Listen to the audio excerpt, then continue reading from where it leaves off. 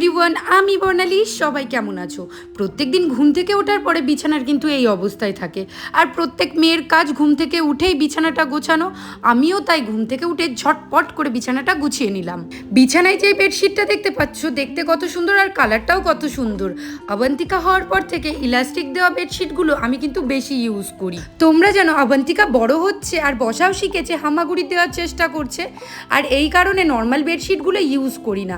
Elastic দেওয়া বেডশিটগুলো use করলে ও কুচকাতে পারে না, আর নর্মাল বেডশিট ইউজ করলে ও কি করে বিছানাটাকে গুছিয়ে এক জায়গায় করে রেখে দেয়। আজকে কিন্তু আমি নর্মাল বেডশিট ইউজ করছি, আর আমি যখনই বেডশিট কিনতে যাই আমি একটু হালকা কালারের কিনি। আমার হালকা কালারটা বেশি পছন্দ হয়, হালকা বলতে সাদা কালারটা বেশিই ভালো লাগে আমার। রুমের ভেতরে জিনিসপত্র এদিক ওদিক ছিটানো থাকলে শুধু তুমি বেডটা গুছিয়ে দেখবে কি সুন্দর লাগবে, মনে হবে পুরো ঘরটা গুছানো। মানে মেন হচ্ছে বেডটা তুমি গুছিয়ে রাখলেই পুরো ঘরটা সুন্দর দেখতে লাগবে। না বন্ধুরা, আমি শুধু বেডটা গুছাই না, আমি সব কিছুই গুছাই। এই যে বেডের উপরে এই যে পুতুলগুলো রাখা আছে দেখতে পাচ্ছ, কত নোংরা হয়েছে জানো? ওইগুলোও মুছতে হবে, ঘর পরিষ্কার করতে হবে। একদিন পরে একদিন করে পরিষ্কার করি আমি। সকালে আমার সেরকম একটা কাজ থাকে না, কারণ মাসি এসে সকালবেলা সমস্ত কাজ করে যায়। আমি ঘুম থেকে উঠি ঠিক 9টার সময়। এখন কিন্তু অবন্তিকা অনেকটাই ছোট। অবন্তিকা ছোট বলে একটু লেট করে ঘুম থেকে উঠছি, কিন্তু ও যখন একটু বোঝা শিখবে, পড়াশোনা শিখবে, তখন আমাকে তাড়াতাড়ি উঠতে হবে। স্কুল থাকবে, টিউশন থাকবে, সকালে উঠবে, পড়াশোনা করবে। তোমরা তো সকলেই জানো অবন্তিকার অন্নপ্রাশন আছে, বাড়িতে যেতে হবে। বাড়ি বলতে কলকাতাতে যেতে হবে। কলকাতা বলতে মেদিনীপুর আমার শ্বশুর বাড়ি, আর কৃষ্ণনগর আমার বাপের বাড়ি। বাড়ি গেলে মায়ের সাথে দেখা হবে, অনুষ্ঠান হবে অবন্তিকার, কত নাচানাচি, খুব এক্সাইটেড আমি, জানো তো বন্ধুরা। এখন দিল্লিতে আমি পলাশ, বাবা মা অবন্তিকা আছি। আর বাড়ি যাওয়ার পরে মনে হয় না বাবা মা আর আসবে দিল্লিতে। বাবা মা দিল্লিতে না আসলে আমার ভীষণ অসুবিধা হয়ে যাবে, জানো তো বন্ধুরা, কারণ অবন্তিকাকে আমি একা একা সামলাতে পারি না। বিছানাটা সুন্দরভাবে গুছিয়ে নেওয়ার পরে আয়নাটা ভালো করে পরিষ্কার করে নেব। আমার খুব একটা ফেভারিট জিনিস এটা। ফেভারিট জিনিস বলতে এই আয়নাটা আমি ভীষণ ভালোবাসি। পলাশকে অনেক রিকোয়েস্ট করার পরে পলাশ আমাকে এই আয়নাটা লাগিয়ে দেয়। আয়নাটা প্রচণ্ড নোংরা হয়েছিল, আর ফটো তুলতে গেলে একদম দাগ দাগ আসছিল, তাই ভাবলাম একটু কলিং দিয়ে ভালো করে পরিষ্কার করে নিই। যদি তোমাদের মনে হয় যে আয়নাতে একটাও দাগ যেন না থাকে, তাহলে তোমরা এক কাজ করতে পারো, পেপারের কাগজ নিলে খুবই ভালো হয়। পেপারের কাগজটাকে কলিং দিয়ে একটু ভিজিয়ে নিয়ে বেশ ভালো করে সুন্দরভাবে আলতো হাতে সুন্দর করে মুছে দেবে, একটাও দাগ থাকবে না আয়নাতে। আমার কিন্তু গান শুনতে বেশ ভালো লাগে। এই যে হোম থিয়েটারটা দেখতে পাচ্ছ, এটাও আমি কিনেছিলাম। খুব জোরে জোরে গান শুনি আমি, জানো তো। আস্তে আস্তে গান শুনতে একদম ভালো লাগে না।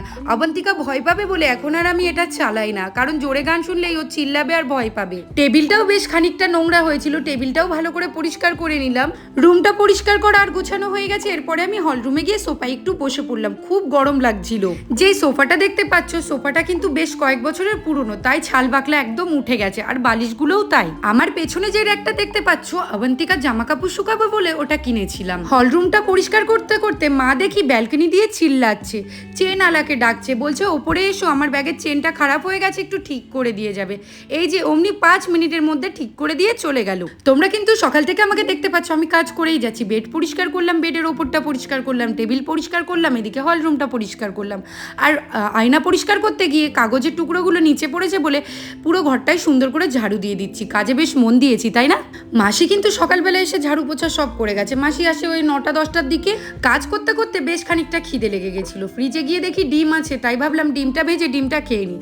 ডিম কিন্তু খেতে আমার সেরকম একটা ভালো লাগে না, কিন্তু কি করব, খিদে লেগেছে, ফ্রিজে ডিম ছিল, তাই ডিমটা ভেজেই খেয়ে নিলাম।